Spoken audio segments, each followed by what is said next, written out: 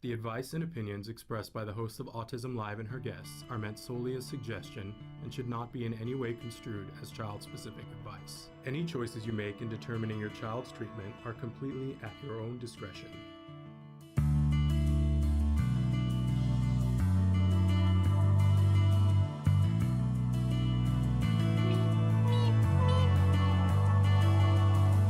Good morning and welcome to Autism Live. I'm Shannon Penrod. It is Monday morning, and it is the Monday, the week before we're doing the Autism Network Podcast-a-thon.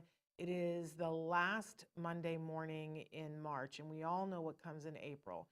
April is Autism A Month. It's Autism Awareness, Autism Acceptance, Autism Action Month. Well, we got a lot that we're going to talk about today because we're going to go over the top 10 tips for successful IEPs. This is a parent-to-parent talk about me as a parent saying, you know, what were the things that helped me to be prepared for a successful IEP meeting. This is not meant to take the place of, you know, having an education advocate or a lawyer or any of those things. It's just parent-to-parent, right? Venny, hello. So glad that you are here with us. But a couple of things that we got to talk about before we start. This is our first live show since the CDC changed the numbers to 1 in 36. We recorded a show on Wednesday that we aired on Friday. And in that show, we talked about the fact that we were literally waiting for any minute for the numbers to fall. We knew that it was coming.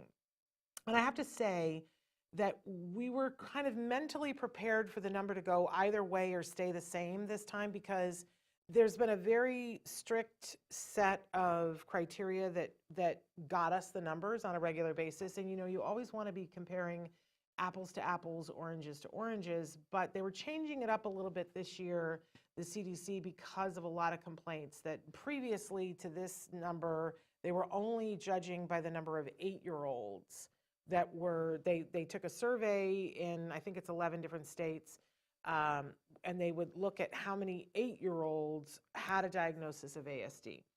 And there was a lot of kibitzing about that's really sort of a ridiculous kind of like, why do an 8? Why not do, if early intervention is the thing, why aren't you looking younger? So this time around, they were looking at 4-year-olds and 8-year-olds. And so there was much hubbub about, was the number going to stay the same? Was the number going to go up?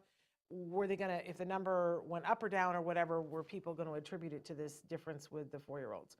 So, you know, there's a lot to talk about this and a lot to unpack, and I'm not going to attempt to do it here, but I do need to take this space in this forum to say that the new CDC numbers are 1 in 36 children are estimated in the United States to be on the spectrum. And that's looking at 4-year-olds and 8-year-olds. This is not, by the way, looking at people who get a diagnosis when they're 36.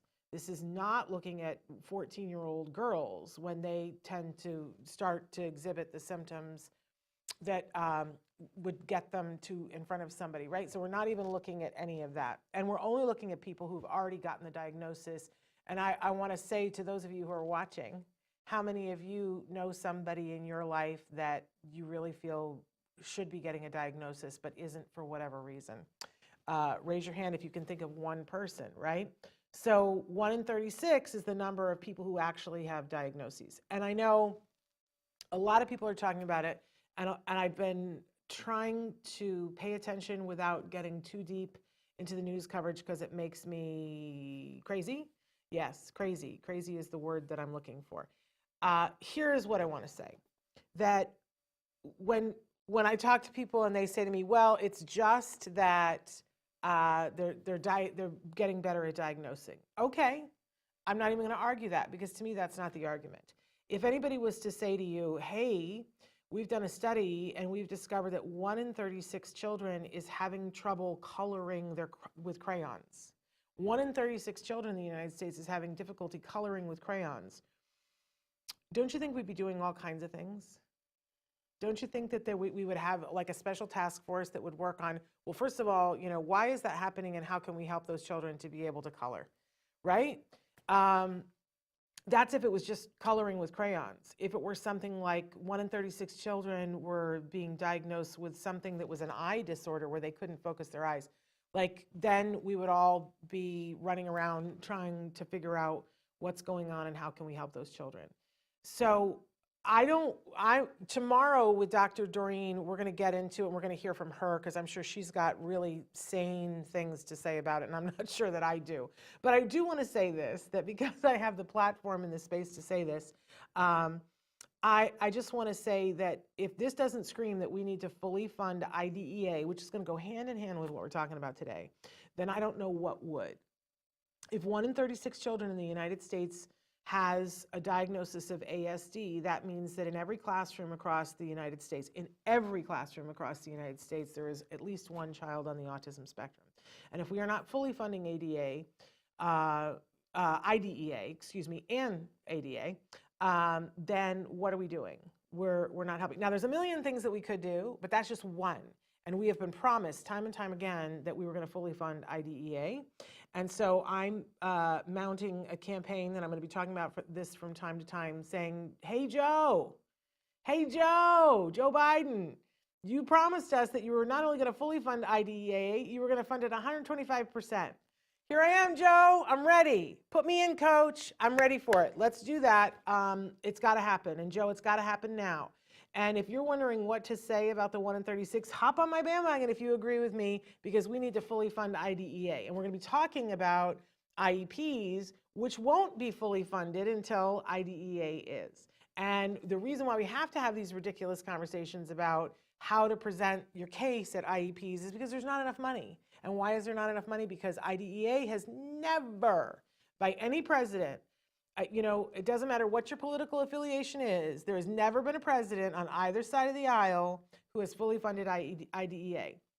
So you might love certain people, despise other people. Nobody has gotten this done. Who's going to be the hero? Joe, you're in office. You promised it. Come on. Let's do it. Okay. Venny is writing to us from India, and I'm new to your channel and want to learn more about autism. And Venny, I'm so glad that you're here. We're going to be talking very specifically this week about IEPs, which is a thing here in the United States. But I think you'll get a lot from it because it's going to talk about what kinds of accommodations we want in the classroom, especially on Wednesday's show. And then tomorrow, Venny, Dr. Doreen Granpeesheh is going to be here, and she'll answer any questions that you have. You want to send them in early. I also want to say that the other thing that we're gearing up for, my goodness, it's just, there's so much to be done still. We're getting ready for a week from tomorrow, starts the Autism Network Podcast-a-thon. And for all of you, but Venny especially, what's going to happen is we're going to go live, and we're going to attempt to stay live for 44 hours. And every single hour has a different topic, has different guests, have different point of view. We are featuring experts, celebrities that are both parents and individuals who are on the autism spectrum themselves. We are having hosts that are on the spectrum. So it is this wonderful, I think it's the spectrum, because we have to represent what's realistic for our community, right? And I think there's a little bit of everyone. If you want to find out more about that, you would go to our homepage, autismnetwork.com. There's that neon circle that says Autism Podcast-a-thon. Any place that says Podcast-a-thon or that has that, you can click on it. It'll take you to a landing page where the middle box says calendar by hour. Click on that and you can scroll through. I believe that there is everything, at least every show, there's the title of what the show is, and some of them have full descriptions. We're still waiting to hear from Joanne. I can't wait either. I am beside myself. It's like, come on, just bring it. I said to somebody this morning, this is a bigger event than my wedding or anything that I've ever done in my life, and I'm just counting down the minutes. I have so much to do before then, so don't want it to rush, but I will be so excited when we start the first hour. I just hope I'm not exhausted because I want to enjoy it. It's going to be wonderful. The main thing is I have to sleep in the hours when I'm not on, and I don't see how I'm going to be able to do that. So I'm going to be a hot mess, but it's all good. Joannie has written in and says, hi, Shannon. IEPs, lady, I feel like this is the next game changer right after a good ABA. I agree with you. That's why we're talking about it all this week. We need to fight for this like our lives depend on it, and it does.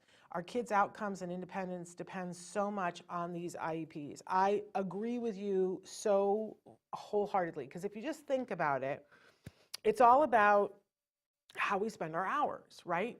You know, I talk with my son about this all the time, because Mother Teresa had the exact same number of hours as the rest of us. Oh, that's so humbling, isn't it? Because you go, look at all the things that Mother Teresa accomplished. And sometimes, you know, I'm lucky if I can get a little laundry done, you know, just honesty speaking, right?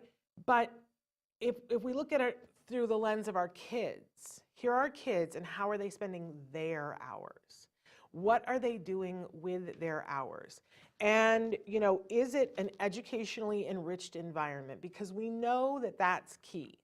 That if your child has an educationally enriched environment, individuals who are on the spectrum absolutely have the ability to learn. It's just sometimes they're going to go at it in a slightly different way, and sometimes they need more opportunities. Sometimes they need something presented more than once, more than 10 times, right? They need practice. Think about it like the ballerina. She doesn't get up on her toes the first time, right? She has to practice, practice, practice, practice. And that's what a lot of our kids need, is a lot of practice and a lot of opportunity to learn. So ABA gives you tons of opportunity to practice and learn, and if it's good ABA, then you're in that educationally enriched environment, getting lots of practice and getting tons of reinforcement for it, so you're happy. That's if you're getting that good quality ABA, which we espouse here, not the crappy bad ABA that's traumatizing. Nix to that, right? But good, individual specific, person driven, trauma-informed, educationally enriched, personalized ABA, woohoo, right? But then after that, at a certain point, the individual goes to school. And we see a difference if somebody is parked in the corner with nobody talking to them, working on worksheets, right? Or if somebody is in that specific, individualized, educationally enriched environment with goals and reinforcement for them. It only makes sense, right? So the perfect pairing is if, well, I would add a third thing onto that, if the child is healthy, right? Or the individual is healthy, right? But if somebody is healthy and they're getting tons of opportunity to learn at home during their hours that they're at home, or, you know, during the day, and then getting that at school, then what we see always is that individual learns. That's regardless of whether that's somebody on the spectrum or somebody not on the spectrum. Child showing interest on shadow of a tree, I think, are you saying? How can I reduce that? Okay, so Venny, I see that. And so often our kids will engage in something that sometimes people will call a perseveration, something that they kind of get stuck on, a thing that they're interested in. And a lot of times people will put this judgment on it and say, oh, that's not a good thing, right? I don't like that. I don't like that at all. I remember once going to a seminar that was taught by a guy who has written and directed and produced more television movies than anybody else under the planet. And he was telling us about when he was a kid that he, in the 50s, his parents got a television set and he would wait till they would go to bed, and then he would get up, sneak out, and he would watch television because television was his thing. And it's all he ever wanted to do. And his parents were like, I don't even know how we're going to get you through school. And his mother would just scream at him and go, when she would catch him up watching television. And yet he went on, that became his life. He still loves television, and he made an amazing living doing it. So I don't like to diss things that people call perseverations. There's something about the shadow of the tree that your child is attracted to, right? The thing that we want to make sure that happens is that, like the kid who was watching television all night and his mom was like, but you got to go to school. Yeah, you have to go to school a certain number of years because, you know, it's required, right? But more than that, we want you to learn other things that you can then apply to television, right? So my first thing would be, what is it about the shadow of the tree that is interesting to your child? Is it the movement of the shadow? Is it that he doesn't understand what a shadow is? Is it, like what part of it is the thing for him? And I would get down on the floor with him, try to see it from his point of view. I would try to draw it and see what he does when you try to draw it. I would figure out what is the thing about the tree, try to get him to draw it. Try to, show him his shadow, put other things to show him shadows, because maybe he's an artist, you know what I'm saying? But the other thing is that if we do this, what we're talking about today, this educationally enriched environment, then we'll do other things with him too, and we'll take that and apply it to other things and then broaden that out. Do you know what I mean? That Temple Grandin's mom saw that all she wanted to do was spin a plate at the end of her bed. That's all she wanted to do. Temple didn't want to do anything else. And imagine if her mom, if Eustacia Cutler, had just said, well, that's Temple. Let's let her spin the thing at the end of the bed forever. And let's not make her learn how to read and write, and let's not get her interested in other things, right? That would have been tragic, because Temple has added so much to the world, right? As a professor and as a person on this planet, and as a speaker and an author of so many books, she's added so much to the world. But imagine the other side, that if her mother had said, you don't get to spin that plate at all. I'm sorry, that's the thing you really want to do. You don't get to do that at all. Very black and white thinking on either side, right? That's not what her mother did. What her mother did was say, I know that you want to spin that plate. Okay, I'm going to set a schedule, and every afternoon you get 1 hour to do anything you want. And if what you want to do during that hour is spin the plate, Temple, you go for it. But the other hours of the day, she knew that she was really interested in the horses. So she would say, you need to go down and muck the stalls, because that's what happens when you have horses. That's the responsible thing to do when you do horses. But then I want you to draw the horses, Temple. I want you to get out your pencil and pen, and I want you to draw the horses. And if you know Temple, then you know some of the drawings that she does now, because she designs cattle slaughter plants, and they're elegant. I mean, how can you say that a slaughterhouse design is elegant? Look at one of her designs and you'll see it's elegant. So I would worry less about the perseveration. I would worry more about what can you do to get him interested in other things, but I would also get down to his level, look at the shadow of the tree. I would take pictures of it. I would give him the camera, have him take pictures of it. I would draw it. I would ask him to draw it. I would try to figure out, what is it that's super cool? It might be the movement of it. It might be just shadows. I don't know. But I would have some fun with it, Venny. I think that's where I would come. Joanne says, are they getting accommodations? Or are they just not challenging them? We just had this conversation at our last IEP. Yeah. I mean, and we're going to be talking about that a lot this week, Joanne. And hi, Anna, saying good morning to you. So today I'm going to go through my top 10 tips for successful IEPs, parent to parent. But then on Wednesday, I'm going to go through accommodations that you might ask for at an IEP meeting. Because today we're going to talk through your mindset, how you get yourself ready for conduct on the day to get the most out of it. But Wednesday, we're really going to break down, like, what are my top 10 things that I would consider asking for, depending on the child, and you can customize it, but things that I think a lot of times, like, it's not in that parent right handbook, the things. And I can't do it all in one talk, because we'd be here for hours, and it's not the Podcast-a-thon yet. So we have to get ready for the Podcast-a-thon, so I can't stay here for 7 hours. But okay, I don't know, did we show them already the different places that we're live right now and ways that they can connect with us, Traven? Because I sort of launched in. If Traven did show those to you, I hope that you will like, share, review, tell people about the Podcast-a-thon. I don't have the time or the energy or the money to really promote it in the way that I wish that I could. I'm counting on you guys. Will you please tell other people about the Podcast-a-thon? Ask them to come and show up and be there, because I think there's stuff for people to learn that's going to be really amazing. It all starts on April 4th. That's a week from tomorrow at 3.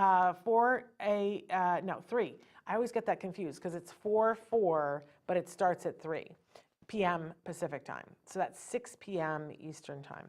If I'd been smart, I would have started at 4, so it would have been 4/4/4, but no, I'm not smart. So Didn't think of that. I also didn't know that it was turning Passover the second day, so I apologize to all of our friends that participate in Passover. But the whole thing will podcast later on. It'll be live, and there's nothing like live interaction, but the whole thing will podcast. Okay, so back to our IEPs. And so did we already show them the places that they can like, share, and watch? If not, Traven will get around to that. But there are so many places to watch our show. Please like us, share us, promote us. Okay, top 10 tips for successful IEPs. I'm a little wound up today, can you tell? So again, this is a parent-to-parent talk, not meant to take the place of working with an attorney, an advocate, an educational advocate. Everybody needs something different. These are some things that I want to put into your backpack that I think make a difference of what the outcome of the IEP is in terms of your mindset and what you have prepared and what you've asked for before, okay? That this, I think, this is the stuff that I learned over the more than 10 years that we had IEPs. So I'm going to go through this really quickly. This is our new thing that we do. We're going to go through them really quickly, then I'm going to go back and go through them in length. So first one, and I put it first because I think it's probably the most important thing on this list. When you reply to the invitation, inform them you will be recording.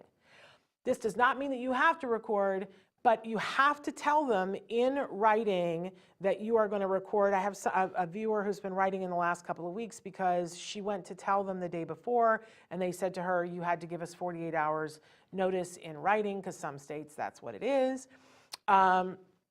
So this, to me, eliminates the whole thing. If you just get in the habit of, they send you an invitation to the IEP, when you reply and say, yes, I will be attending, you say, and I will be recording. It's written, there's a record of it, and you're there, and you can always go there and go, I decided not to, but we'll talk about why maybe that isn't the best thing and why recording probably is the way to go. Number one tip. Number two, ask to approve assessments and assessment times. This, you shouldn't have to ask for this, but the reality is you probably do. That they should be telling you what assessments they're going to do. Now, every 3 years, your child needs something called the triannual. And I said it like that because it's, in my mind, it's like a high colonic. It's a lot of assessments. And a lot of times schools get behind and people are like us and they're not completely organized, and suddenly it's the week before the IEP and they want to do a whole bunch of assessments, which is not advisable. So you should, when they inform you that they want to do the IEP, or you know that the IEP is coming up, you should say, everything should be in writing always. You should say, I would like to approve whatever assessments you're going to do, and I want to approve the assessment times, because I know these people, I used to work with these people. They will pull your child out of direct core curriculum and give them an assessment. We'll talk about that in a minute, but you should ask to approve and the times and the assessments. That way you're going to know what it is exactly that they're doing. Okay, it's going to skip 3 and I'm going to have to go back to 4. Okay, number 3, ask to have the reports and assessments results in writing 48 hours before the meeting. Now, I say ask for it and ask for it in writing, but it doesn't mean you're going to get it. But you should at least ask and get in the habit of asking for the reports in writing, because it gives you the upper hand. If you have time to sit at your leisure and pour through the papers and read them and make notes, you will be better prepared. You will know what it is they're going to say in the meeting. There shouldn't be any surprises when you walk into an IEP meeting, but they like to have the upper hand and they like to surprise you. We'll talk about that in a minute.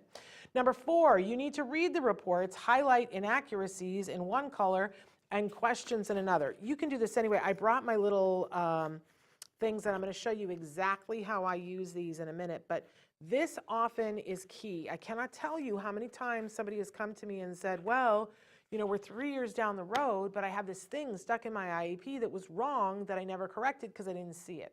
This is why you need to read the reports, and you need to correct inaccuracies at the meeting. It also makes them look like they don't know what they're doing, which gives you the upper hand. Then once you've read the reports, this is such a good tip, and I wish I could take credit for this one and say, I invented this. I don't remember who it was that got me started doing this, but it was that and the tape recording. These are the things that got us the things that we needed in the IEPs. Write a letter clearly outlining what you want. So when you're freaking out the night before the IEP, instead of freaking out, you write a letter. Dear IEP committee, and then you list all the things that you want so that there's no chance that you're going to get in that meeting and forget something. And you will be completely prepared when you have that letter, and then you're going to read it to them at the IEP. We'll discuss this at length in a moment. Number 6, get a good night's sleep the night before. I know, good luck, but it's important. We know that we function better, our kids function better when we have a good night's sleep. So set yourself up for success, write that letter, and do whatever you need to do.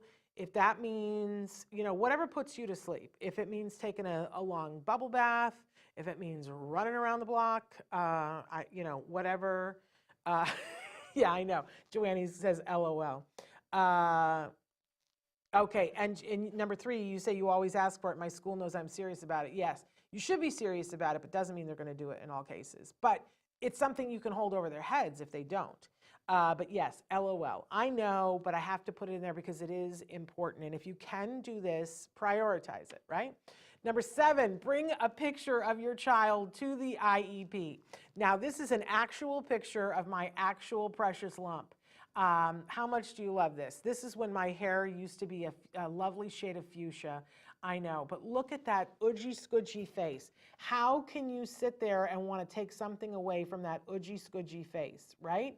And here's 2 things here. I look at this picture and my heart lightens and I go, oh, I got the best kid ever, right? Look at that face. I just want to, mwah, right? And I know from being at IEP meetings, like, it's important to remember who that kid is. And they're an individual. It's called an individualized education plan. So have a picture of your kid. I know it's corny. It works. It helps your gut stay focused on the important thing. And I think it softens up some of the tougher people in the room. Number 8, bring snacks. I'm not kidding. I'm not kidding. I have been a teacher and I have sat on the other side of the IEP thing. And when people come in and are people, it makes a big difference. I can't, especially now in today's environment where teachers have kind of been through it, right? With COVID, it was a hard time for them. A lot of them were having to, deal with their kids going to school 3 inches from them while they were trying to keep kids focused on the computer and having the same concerns and issues that the rest of us were having while they were doing it. Be a person. Bring a snack. Be cognizant of the fact that these are people who are trying to work in a very difficult circumstance, and humanize them, humanize yourself. Bring the picture. I remember going off to my first IEP and somebody had told me this, and this was back when Desperate Housewives was on, and I pretended I was Bree, who I had the same color hair, but everything else was different, but I brought a basket with a gingham napkin covering a bunch of muffins, and I was like Little Red Riding Hood going off to see grandma. Bring snacks. It's humanizing. Don't be offended if they do not eat the snacks during the meeting. They've been told not to eat the snacks during the meeting. You can say, I know you've been told not to eat the snacks. I'm waiving my ability to have you snack free during the meeting, or you can just let them sit and suffer, but they will sit there and perseverate on the donuts, and then the minute the meeting is over, they will grab them like they are gold and run with them, and they will remember that you thought about their needs. It is an amazing thing. Number 9, compliment and thank people who help you, because it's very important that they know that not only are you a human being, but that you are a human being who will thank people when they've done something good. This is going to help you not only in this IEP meeting and down the road, and I'll explain why in just a second, but it's also a good thing to do, right? When you thank people, you've reinforced them, they're more likely to do it more, right? But it also is a way to stick it to the people who haven't thanked you. Whenever I would be at an IEP meeting and I would be like, I just want to take a moment to recognize, Joanne, who has been absolutely amazing. And I want to thank you for all the effort that you put in for my child this year. You are an exemplary person. And I've appreciated, our family has appreciated. And then they go to the next person and I go, You don't think they noticed that they didn't get the big thank you? Oh yeah, they notice. And guess what? So do all the administrators. They go, oh, okay, she didn't like that person. But I didn't say anything, right? And then big one, don't sign anything but attendance at the meeting. I don't care if they offer you everything you asked for and a swimming pool. Say, I thank you. I would like to be able to go over the papers before I sign them, because I'm going to promise you that there's something in the paperwork that they wrote up that isn't going to be right. It isn't going to be right. So you need to only sign attendance. It is your absolute right. They're going to push and shove to try to get you to sign something other than attendance, and you'll say, I reserve the right. And don't apologize. I reserve the right to look this over, and then I can get it back to you very quickly, right? Don't sign anything. Joanne says, what a great picture, love it. I have a picture on the front of my binder, and I want everyone to know he is what this is about, not just data. Amen and no kidding, right? Okay, because it's so easy for us to get mired in the personalities, and I'm not going to let them put one over on me. And then, which is often what I was like, you don't know who you're dealing with here. And then I have to remind myself, right, I'm Jem's mama. That's who you're dealing with here, and I'm doing this for him, not to be right. I'm doing this because he is a person who deserves, and legally we have a structure that says he deserves an individualized education program that helps him, right? So, we got to keep it on that personal, and it will try to be so impersonal and so by rote that we kind of get lulled into it too. So we got to keep moving it back to how much we love our kid. And I didn't put it in there, but it's really important that we know the verbiage, that you know how to play the game, right? There are certain words that you can say. And I will say that appropriate has to be your favorite word. I know it's hard because we want to use the word best. I want what's best for my child, right? But that's not what IDEA funds. It doesn't fund best. What IDEA funds is what's appropriate. It's a great word. Make friends with it. Cuddle up to it. Adopt it. Start using it in senses that you wouldn't normally use it in because it's a great word. I went through, before Jem's IEP, because somebody told me they said, don't ever use the word best because they'll hang you out to dry on it because best is not what they owe your kid, which is maddening. And I know we could sit and cry and we could get upset about that, or we can move over into the space where we can get something done. What they do have to provide is what's appropriate for your child, not what's appropriate for Joey or Lucinda, for your child. And so I went and bought dictionaries. I looked dictionaries up online until I could find a definition of appropriate that I really super liked. Because lots of dictionaries have lots of different, and I found one that said that appropriate equals effective. And I went, oh, this is perfect. Because then I would say to them, in my head, that's the only word I hear is effective, but I say appropriate. So I will say to them, well, we want to do what's appropriate here, right? And then when they offer something, I say, tell me why you think that would be appropriate for him. And then I counter with, well, here's what we think would be appropriate. And then they have to tell why it's not appropriate, right? So appropriate is your word. Because that is what the law says, that they owe your child what is appropriate for your child. And that's what the IEP is all about. Because the law says they have to offer FAPE, a free, appropriate public education. Okay, well, we're going to decide what the education is by what's appropriate. It's public unless they say that they can't, give something, and then they have to pay for it at a non-public place, right? And you're not going to pay anything because we all understand what free is. You're not going to pay anything. So appropriate is what the IEP is arguing. What is appropriate? Okay, so let's go back through this and see what we can find here. Because for me, this is the road to sanity. Because I have had a panic attack at an IEP meeting. Been there, done that. I have almost had to be hospitalized after an IEP because it made me so sick. And I don't want that for you. There's no reason for that. I always like to quote the doctor that one of the last IEP meetings that I had to go to, because my son graduated out of his IEPs. We eventually let the IEP go. That's the promised land, and not everybody gets there, right? But we did. It took so much longer than I anticipated. Didn't matter. It was worth it, right? But I remember one of the last IEP meetings that I had to go to, I was like, oh my gosh. And I was leaving the office, and there was a dad that was visiting, and he said, why so stressed? And I said, oh, I'm on my way to an IEP meeting. And he said, oh, kabuki theater. I went, what you talking about, Willis? What on earth are you talking about? And he said, oh, are you familiar with kabuki theater? Well, I have a master's degree in theater, so I am familiar with kabuki theater. But for those of you who aren't, it's a type of acting where actors put on these big masks that are a full face mask, and then you act and you emote with your body, and you turn your head, and like a lot of times in a kabuki theater, there'll be one character who's really angry. And so the actor puts on the mask. The actor isn't angry, but the actor puts on the mask, and then they position their body in a way that they are acting out that I am angry, right? Because they don't have any facial expression. The mask is covering it. And he said, it's kabuki theater. You go to an IEP, you're going to go in and you're going to put on your mask and you're going to act outraged.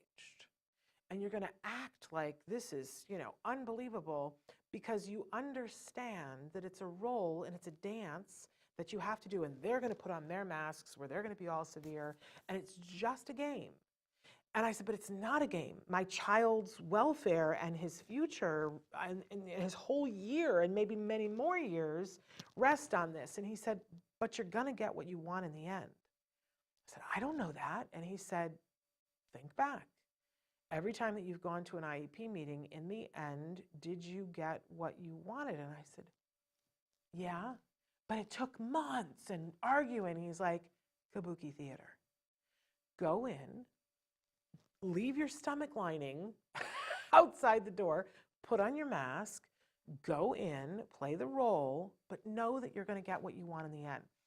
Now, have I experienced parents who've had to leave a school because they didn't get what they wanted? Yes, but that is also open to you. If you're asking for something that's reasonable, and I hope that you are, something that the school could actually provide that makes sense for your child, that's appropriate, right? If you're asking for something that's appropriate, you are going to win. You are. And if for some reason you have somebody who's entrenched and is not going to give up, and you can sue them. There's a pathway to sue, and if you're at what you're asking for is appropriate, very likely you will win that. But it'll take forever, and a lot of people go, I'm not going to fight with these people. If they're really not going to give me what's appropriate for my child, I'm going to go to the school 2 districts over because I can, and I don't want to spend my life fighting. And that is a viable choice too. Because if it's going to take you a year to fight to win, it may not be worth it, right? Maybe better to just go to another school. But the law's on your side if you're asking for what's appropriate. So let's go back through and say, how do we get our guts ready to go in and kabuki theater this to get what's appropriate for our children? So the first thing that we want to do, number one, is reply to the invitation. At some point, they're going to invite you to the IEP meeting, and they're going to send you an email, or they're going to give you a written reply, and you have to sign and check yes or no, right? Like, I don't know how your school does it, but I've seen all kinds of things. When you reply, let it be your default that when you reply and say, yes, I will be attending, and then right underneath it, and I will be recording. Take a picture of that so that you have a record. You always want to have a record that you have asked, whatever. From now on, there's a record of every conversation that you have with them, even if it's a vocal one. If you're walking down the hallway and the aide walks by and says, oh, by the way, I wanted to let you know that he didn't go to math class today because we had an assembly.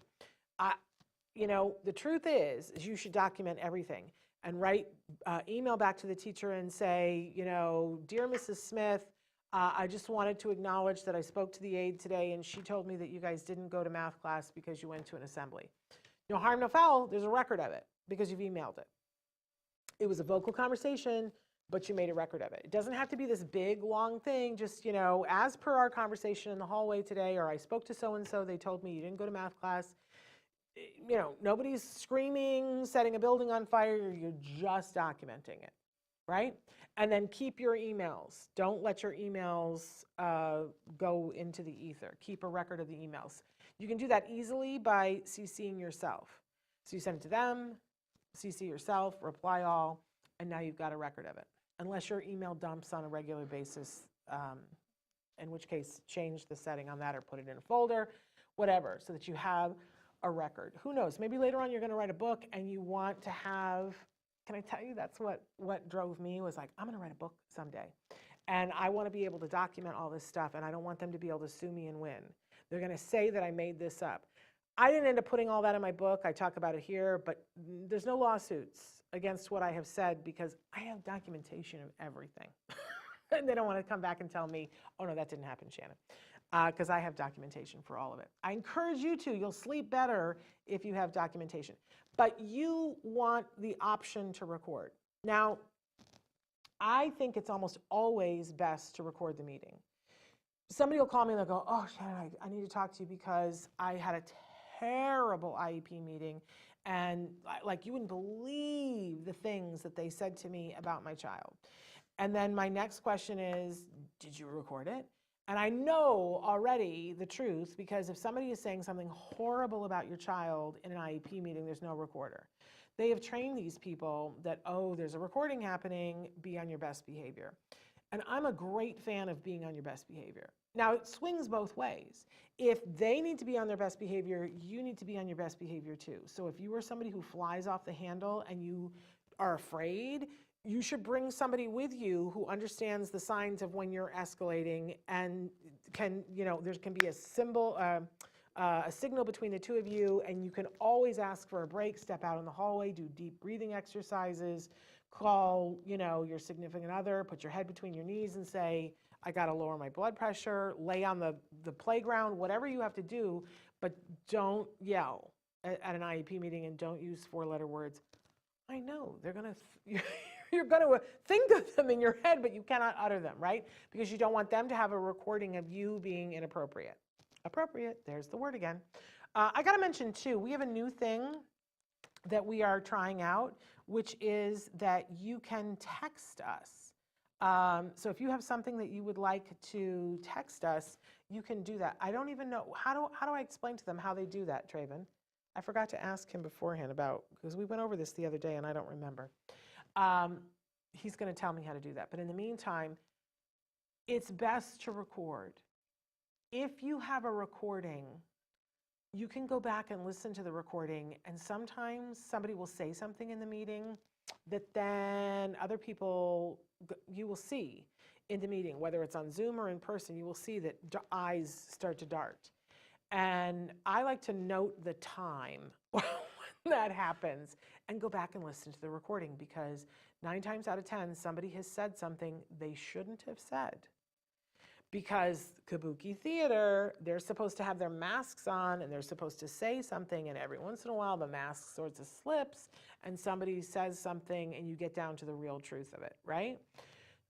Often that slip up is the thing that is the reason why you end up getting what's appropriate and they stop arguing. This is terrible. This is terrible that that's the state of our education, but that's the state of our education. So having that recording, there have been 3-4 times that having the recording made the difference for me. And it was always a big deal, a very big deal. Joanne's asking, what's the best app for recording? Joanne, I'm admitting to being a Luddite that I went and purchased at Walmart, I think it was like $47, one of those little itty bitty digital recorders, and it was battery operated, and that's what I used, and it had the little thing that you could hook it up to the computer and download the whole thing. And that was easier for me because I found a lot of people like to use their phones, and if you're good with your phone, bless you. I am not. And my phone, I'm always taking pictures, and I never had enough storage, and it was always a problem, and then I couldn't figure out how do I get that on my computer. I couldn't do it. And sometimes I like to look something up on my phone. Somebody will say something, and I'm like, is that true? And I Google it, right? So I like to have my phone available for that. you know? So that's me, but I put it out there to everybody else. Does everybody else have a favorite app on their phone that they like to record on? I like to have, and then I'm all about the backup too, because if something happens to that recorder, then I have mine. Now, I shouldn't say this out loud, but when you record, the school also will record. Almost always, because that's the whole thing. That's the reason why they get to have prior notice about it, so that they can have their tape recorder set up too. And there was one time that I caught a mistake. I don't even know if I should say this, but I'm going to. He's already out of school. What can they do to me now? But they made a mistake. I knew they made a mistake. And I thought I was recording, and I pushed the time. Well, my battery had died, and I didn't have it, but I knew that they had it. And so I went back to them and I said, check the tape at, and I had the time code because I wrote it down, and they knew that I had them. They never knew that I didn't actually have the recording. So there you go. It's, the recording makes a big difference, y'all, and people make mistakes. There it is on the screen. You can text us, info@autismnetwork.com. That's another way to send in a question, you guys. If you are listening, you can text info@autismnetwork.com. Okay, so record. You will find that people will be more civil. The amount of ridiculous, stupid things that people say will be greatly reduced. And when they do say stupid and ridiculous things, you win. You win, it's over. And when you point it out to an administrator who maybe wasn't there and say to them, listen, at our 1 minute and 35 seconds when so-and-so said this, and then suddenly all your problems go away. I've had it happen a couple of times. Pantoja, so glad that you're here. Okay, so record. Are there times when you don't want to record? Sure. There were a couple of times that I went into the meeting having said that I was going to record and said, you know what? I would like for this meeting to not be recorded because I wanted to say things that were not going to be recorded. And if you feel that way, it's your choice. But I'm all about having choices on the day of. And you can call it however you want, but legally you have to have given them prior written notice that you want to record. So my advice is we just always do it on the day that you respond to the invitation. Don't put it off. Why would you put it off? You want the right to record, and you have to respond to the invitation. So when you respond to the invitation, tell them that you're going to record. It will be worth it for you to have done that. And they will also see, I think people get afraid, and they're like, oh, they're going to think I'm contentious. Yes, you want them to think that you're going to be contentious. Don't be afraid. They can't abuse your child because you're going to follow the letter of the law.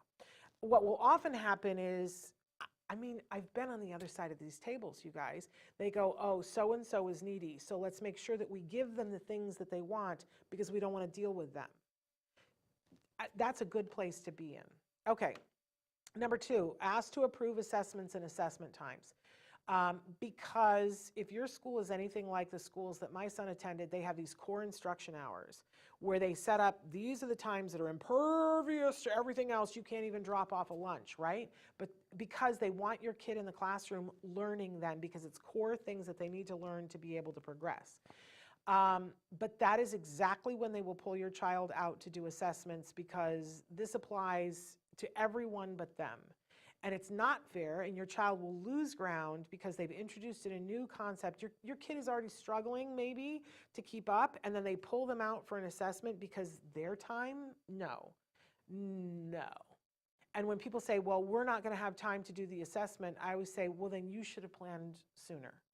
But if I can't bring a lunch, you can't pull him out for assessments there. And I had somebody do an end run around me so that she could do it, and told my husband that I had approved it, and he said okay, and so they pulled him out, and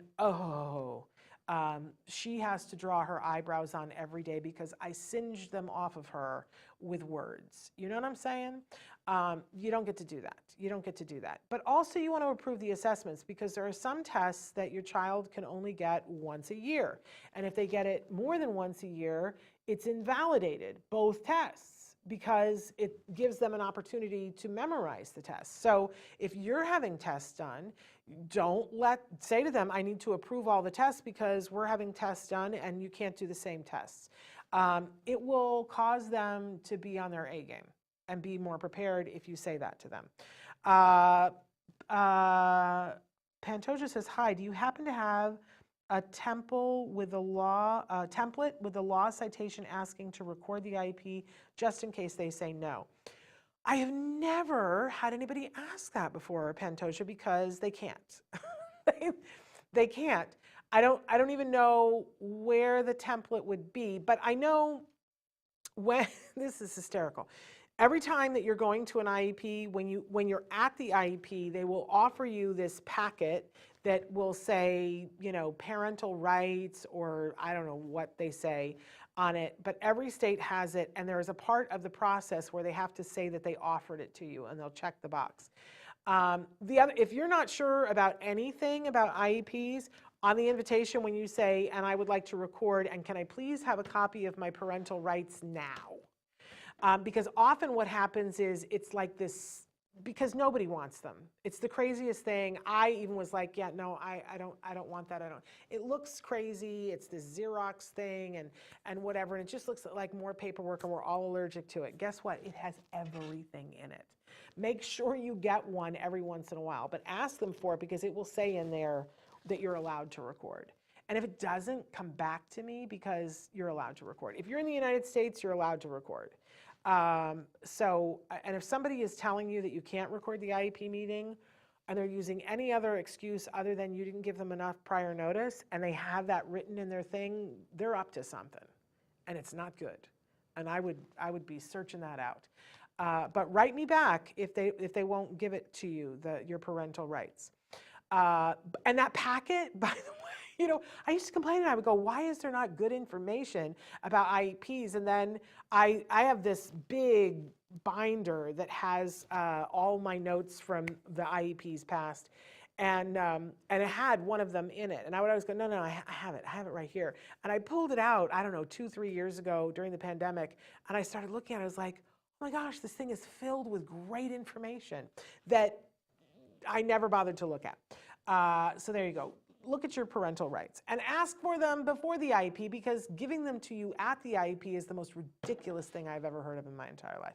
And it will say that you have the right to ask for all kinds of things. Okay, so number 3, ask to have the reports and assessments results in writing 48 hours before the meeting.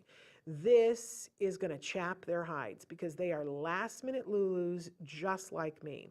I used to be one of these people, and it's like, oh, I have this IEP meeting coming up on Tuesday, so on Monday night at midnight, I'm finishing up the report. Well, that's all very well and good, except then you go into the meeting, and they're trying to do 3 things at the same time. They'll go around the room and they'll introduce everybody, and then they'll give everybody the opportunity to present their reports and say what their recommendations are, and you're sitting there flipping through the papers, trying to listen, trying to look, and often what they're saying isn't exactly what's on the paper.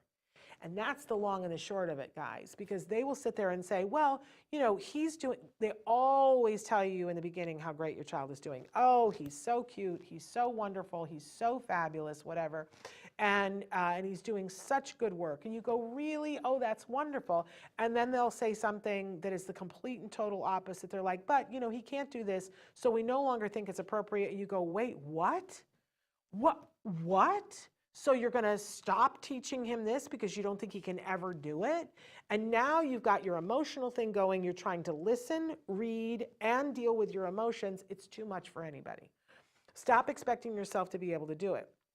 If you have the report beforehand, and you've gone, in a second we're going to talk about how to go through the report, you already know what they're going to recommend, and you know what's written in that report.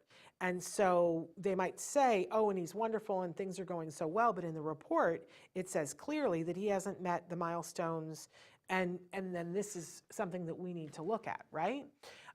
So they can't gloss over and sell you a pig in a poke. I'm all about the pig in a poke. So really important that you ask them to do this and hold their feet over the fire and say, and ask at that time of the invitation, just ask for these things, right? And I would like all reports. I would like to approve all assessments and assessment times. And I would like all written reports 48 hours in advance of the meeting. I guarantee you somebody's not going to be able to make the deadline. Somebody's going to be like, I just don't have it together in enough time. But then when you get there and the recorder is going, then you note it and say, I just want to note that you are giving me this report right now, even though I asked for it 48 hours in advance. I'm very aware of the fact that you have a time crunch, but they look bad. They look bad to the principal. They look bad to whoever the person is who's running the meeting. And you know what? That's life. And the people who did get the report in advance look like, hey, I got my work done. I'm sorry, but this, kabuki theater, you got to play to your strengths, right? And if they're messing up, you point it out because it shifts it in your category. There was a great lawyer that we used to have on who would talk about, when the cameras weren't rolling, about how the first thing that he likes to do when he goes into an IEP meeting is find something that seems important to somebody in the meeting, preferably the person who's running the meeting, so that if it's in her office, like let's say it's in the assistant principal's office and she's got this lovely snow globe that seems like her prized possession, that he likes to go in and go, what a fabulous snow globe, and pick it up and put his fingerprints all over it, so that it like creates this moment where you're not in charge. I'm in charge. I'm the alpha person in this room. It's cutthroat, you guys. You got to take your points wherever you can find them. So ask for these things in writing. It'll help prepare you, and note it publicly while the tape recorders are going if somebody failed to do it. So, but the reason why you want this is so that you can read them and you're gonna highlight the inaccuracies. Now, some people like highlighter pens, and I'm suggesting do it in different colors. I also love these. These are little Post-it notes that come in little strips. And so I would have different colors for different things. I think on Wednesday, maybe I'll bring my old IEP binder. But so I would take a little orange Post-it, and if there was a mistake, like they have to give a whole report about your child, and they'll say, Rebecca is an 8-year-old child who lives at home with her parents, and Rebecca had early intervention, right? But often they get it really wrong. Wrong. Or it will quote you saying something you didn't say, that somebody took and twisted, right? And I would take my orange one and I would put it right down on the spot, where I'd flag it out the side, because they're sticky on one side. So I'd do like this on the paper. And so can you see it sticking out? And I would write a little note there with a line to underline and highlight. Oh, I would look so prepared. And I would say, let's turn to page 3. And we have an inaccuracy here that I would like to have. Now you're running the meeting. You know what I'm saying? And you're on the team, and you want them to see that they're not going to put a bunch of crap in your child's report that stays with your child forever, right? Catch any inaccuracies, and anytime you have a question, there's going to be things that you need clarified. So I would take a different color, like blue, and somebody would say something, and I would be like, oh, I don't know what that means, or I'd like to know more about that, and I'd stick that with blue. So now I'm going through, and I know orange is an inaccuracy, right? And blue is a question. Okay, let's turn to page 13, where I have a question, right? And it's sending the message to them. You're not getting stuff by me. So don't do shoddy work. Don't say things that aren't true, right? And they will. And you don't want it in your child's report, things that are inaccurate. Super important. But also you're reading and saying, okay, I know where this person is coming from. Because it all builds towards that what is appropriate thing. And if what you think is appropriate, let's just say, for instance, you want a one-on-one aid for your child. And you know that you're going into this meeting and you're making the case for a one-on-one aid. They're probably making the case not to have a one-on-one aid. So they're going to say things in this report that are going to lead to their conclusion that he doesn't need a one-on-one aid, right? And anytime you see something in this that is clearly stating that but isn't accurate, bring it up and say, it says here that he is having no difficulties during the day, and yet I know that's not true because you sent home 3 notes that at this time of day he continues to have a problem. Well, that's not in the report, is it? And you brought it up, and the tape recorder is going, and they look like, their argument wasn't as strong. Anna says, my friend who is a teacher, she recommended when they make statements of a child not meeting the goals, or if they did meet the goals, to ask them to provide evidence of how they met the goal or how they did not meet the goal. They should be providing work examples, 100%, Anna, 100%.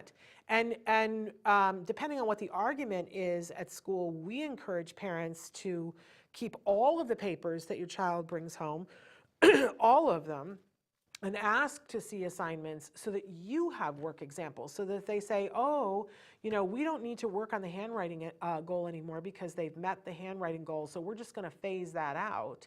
And they have work examples that show, then you have work examples and say, because if you feel like the handwriting goal should not be X'd out. If you agree with them, fabulous, wonderful, moving on, right? But if you don't, you say, well, I have work samples. This is him writing yesterday. So maybe he took a lot of time on this, but this is a work sample of when I asked him to do this. So I don't want the handwriting goal. And I guarantee you, they won't take the handwriting goal out because you have a work example. Yes, love, love, love, love that. Okay, so yes, having visuals, they should have them, you should have them. Okay, write a letter clearly outlining what you want. So once I've read the reports, usually what I do is I sit for a moment at home. This wasn't what I did in the beginning, but somebody taught me how to do this. I sit for a moment and I go, what do I want it to look like next year? What do I think would be appropriate? What do I think is the thing? What's my wish list? And I start to make my notes and I number them, right? And then I write a letter. And I write the letter, and I should share one of my old letters. I don't know if I can do that, but basically it goes something like this. Dear IEP committee, whatever the year is, thank you so much for taking the time to do what you do and help my son and all the things that we have accomplished this year. We're really excited about next year. And we're so thrilled that our son is making the progress that he is. I want to take a special note to thank and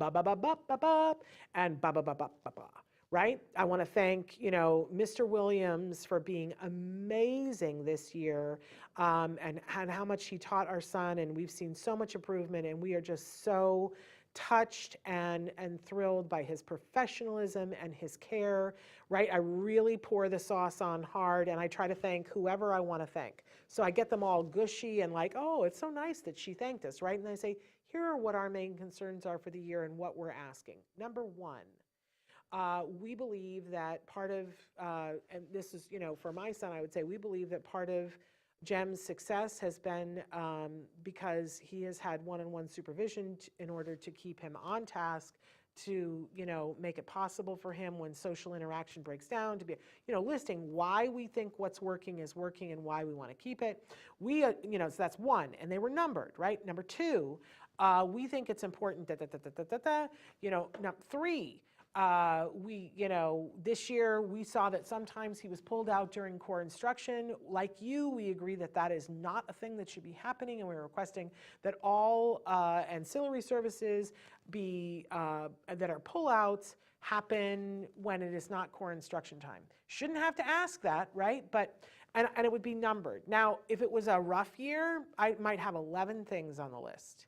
Good years, maybe 3, 4 things, right? But there were a lot of years that it was like 10, 11 things. And I would work on honing exactly what I want, as clear as possible with nothing else. And the reason why I thought it was appropriate, but keep it as short as possible, because you want to be able to read this thing and it shouldn't take an hour, right? Tops, this thing was 2 pages at the most. And I would have the 2 pages in front of me when I would read it at the IEP so that they would see that it was, remember when Richard Schiff went to accept an award at a dinner that I was at? I love Richard Schiff, right? He's on The Good Doctor now, but he played Toby on The West Wing. And he got up and he had a sheaf of papers that it looked like he had chopped down a forest. And he was like, I made some notes, and we all went, oh, we're going to be here forever, right? I like to telegraph to my audience, it's short, 2 pages, and then we're out of here, right? But my letter would say, here are the things that we're asking for. And the last paragraph would be, we really appreciate and respect your time. So these are the things that we are asking for, and we await your response. And I would read it at the IEP meeting. And what that did was allowed me to ask for everything that I wanted in a calm, cool, really collected way, because I would write something and then my husband would read it. We go, let's word it a little bit different. Let's make it really concise. You know how when you're in an argument with somebody and it's just easier to write it because you can get your points in. This is doing that, right? And it left the ball in their court. And I didn't have to be nervous. I didn't have to go, oh man, I forgot to ask for this. I had the time at home to think about it and write it. And that night I would go to bed knowing that those were all the important things and that, I'd done other things. So I can get the good night's sleep because I know I'm prepared going in. I've read the reports and I know what we want to ask for. And if you're like, Shannon, I don't know what to ask for, you're not going to want to miss Wednesday's show because I'm going to give you some ideas of great things to ask for that are really super important. Bringing the picture of your child to the IEP, can I just look at the picture of my child again? Because anybody who could sit there and coldly say no to this child getting what's appropriate, like I don't really care what their opinion is, right? And then I don't have to be nice to them. I don't have to, I still have to work with them, but like this picture says it all for me. Bring a picture that brings you joy about your child, that will soften you, because we go in and sometimes we got the so kabuki theater on that it starts to seep past the mask. We don't want that, right? Remember, this is for your kiddo who you love and adore and who's worth it. And the law says they get what's appropriate. So bring that picture, soften yourself up, bring the snacks. I would always bring them, well, I'd sort of ask around at each school and each group and go, what's the thing? Are donuts the thing? Or is there a cookie place next door that everybody loves? Is everybody a tea drinker or a coffee drinker? What's the currency here? Yeah? And then I would bring it, and I would always bring extra. So because usually only one of your child's teachers, if you're lucky, can be there, and everybody else is in the classroom, right? Especially when your kids are changing classes. In the early years, it's probably only one person, but your aide is not allowed to be at that meeting. So I would bring extra, and I would always say, please make sure that the other teachers and the secretaries and the admins and the other aides get a donut, right? And then I would always, as I was leaving, the IEP say, I left donuts. Make sure that you guys all get some donuts. I left donuts for you, because then everybody's on your side and everybody feels acknowledged. You feed people. So if you can, bring snacks. And I would never make them. Here's another thing. Never, never, never make the snacks. You go and buy it someplace. And I know it's a cost, and sometimes you have to be frugal, but then I would ask somebody else in the family, you always ask me if there's something you can do. Can you buy 3 dozen donuts for me for the IEP? Because it does make a difference. It shouldn't, but it does, you guys. People will be more likely to listen to you if they know that you care enough about them to bring them a snack. It's ridiculous, but it works. And again, the complimenting and thanking people, it's the main thing, right? Because what I discovered is if I sit and in the letter, in the IEP, and I would always find at least 2 people, if not more, to thank in the IEP letter, and then I would thank them in person, in front of their bosses. I would say, I just want to, and sometimes it feels weird. It certainly felt weird for me in the beginning, but to compliment somebody and say, I just want to acknowledge the work that you have done for my child. I see you, and I see how you are, and I want you to know that it's appreciated. First of all, man, you want to talk about make a difference? Because what happens is that person goes back into the classroom and they stand taller, they breathe better, and they go, what I do matters. Do you know how infrequent it is that somebody gets complimented for their teaching, and how extra, infrequently it is for people who are working with special needs? Because sometimes we're too busy to remember to thank people. We've got so many things going on, and we're fighting constantly, right? It reminds us that there are good people. It reminds them that when they do good things with kids, and that will work to your kids' benefit in the classroom, but it also leaves them for the next kid feeling like what I do matters, okay? But then they start talking about it, and they start talking about you behind your back and going, she's tough. She's a tough mom. But you know what? She thanked me, and that meant the world to me. They talk about you in the teacher's lounge, and you want that. because your child is going to have to go to another classroom next year. And what I discovered, and I've said this before on the show, whenever we would go to the, there's the back to school night in the beginning of the year usually, and then there's one at the end of the year. And we always went to those, always go, right? But especially the one at the end of the year, we would go and tour and see the whole presentation and see what was happening. But they always leave extra time because a lot of people have more than one kid, right? So you have to get from this classroom to this classroom. So what we would do is go scope out the classrooms for the next year or the next 2 years and meet the teachers. And I would always introduce myself and I would say, hi, I'm Shannon Penrod. I am Jem's mom. And everybody knew. Everybody knew. And so we were at some big schools too. Everybody knew. They were like, oh, yes, I know you, because I would be there volunteering, right? And I directed the school play. And so everybody knew who I was. And I would see from their reaction, because if I would shake hands with the teacher and I would go, I'm Jem's mom, and they would go, oh, it's very nice to have you here, then I would know this is not the teacher for my kid. Because this teacher is not reinforced by the things that I'm dishing that reinforce.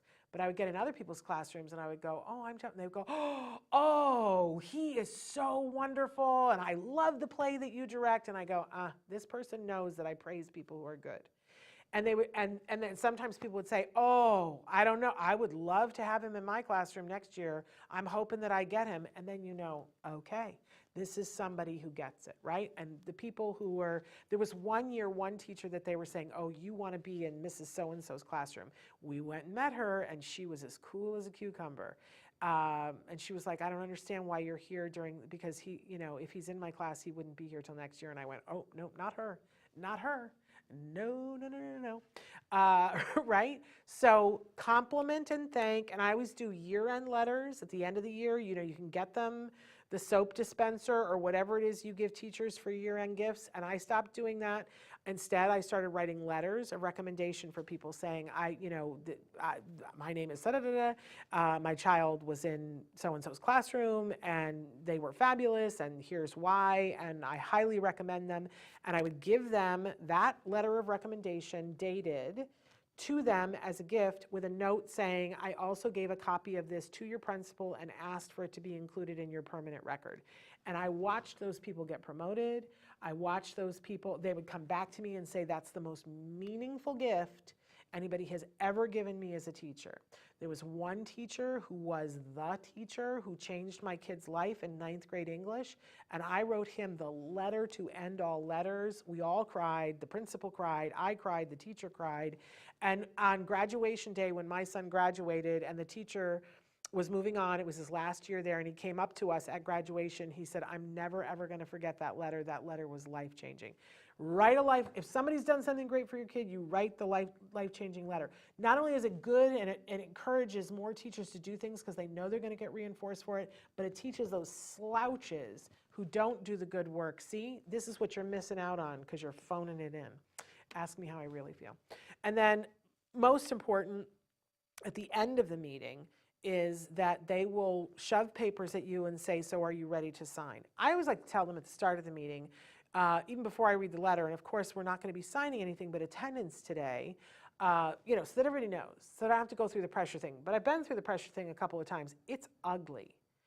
And the reason why it's ugly is because however many kids, if it's 1 in 36 kids, how many of these IEPs do you think that they have to go through? And that's just autism. What about the kids who have other things that aren't autism? They have hundreds of IEPs that they have to get done, and they have to get them done on a timer, and it's like law that they have to get them done. They can't just phone it in, right? And they're time consuming, and they like to check the box. Don't we all like to check the box? We did it, check the box. We move this over here, right? So they're gonna see which parents they can get to just check the box, to mark it done. And they're hoping that you're it, and they'll go, we can always revise something later on.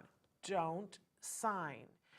Emotions are high. The document is probably still, somebody's still typing and gonna print it out. It's filled with inaccuracies. They are not court reporters. They took meeting, they were writing as the meeting went on, right? And they got some stuff wrong. There are typos in it, and there are inaccuracies. And if you sign it, they become law. Don't sign. Don't let them pressure you. You will have to sign attendance, and you can say to them, I will be signing for attendance only today. I need time to review it, and I always like to say, to review it with my attorney. You don't have to review it with an attorney if you don't feel the need to, but I always say that I'm reviewing it with an attorney because I reserve that right to do that. But often I say I'm not signing because I need to review it with my attorney, plus which I will need a response to the 11 things that were in my letter. And I usually leave and say to them, so ball is in your court.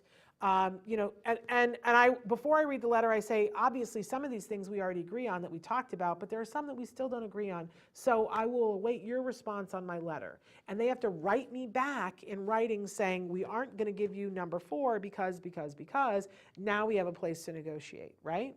But I don't sign anything day of. And I don't ever do that. I don't ever do that. Maybe at the 3rd IEP meeting, when we've hashed out everything and we've gotten to the last thing and I'm able to see just that paragraph and review it, then I'll sign in front of them. Maybe. Usually not. I drove people crazy. And, my kids in college, it was worth it. It was worth every second of it. So anyway, these are my tips for getting through the meeting successfully. But on Wednesday, we're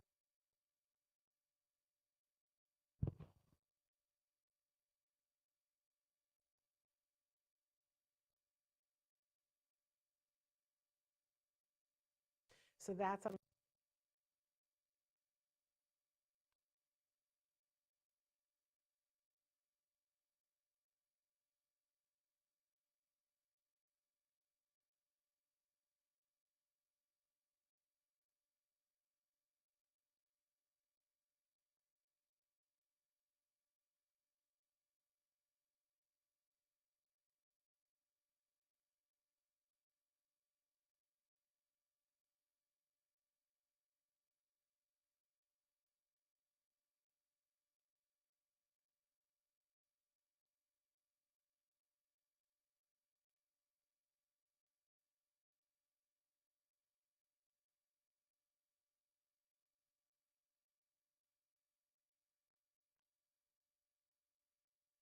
But you also saw her as one of the featured people in Love on the Spectrum on Netflix, the USA version.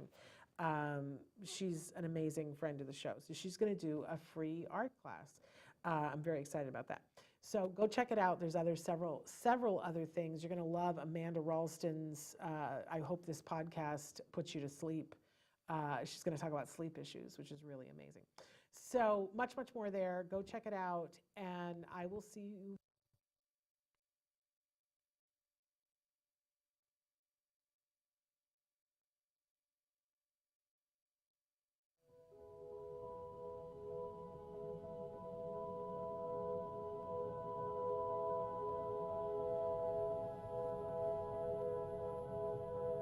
If you found anything helpful in this video, please give us a like. In fact, make sure that you smash that subscribe button on YouTube and give us a like on Facebook. You can also follow us on Twitter and on Instagram for important updates. And please download our free podcast wherever you get your podcasts. Thank you so much. See you next time.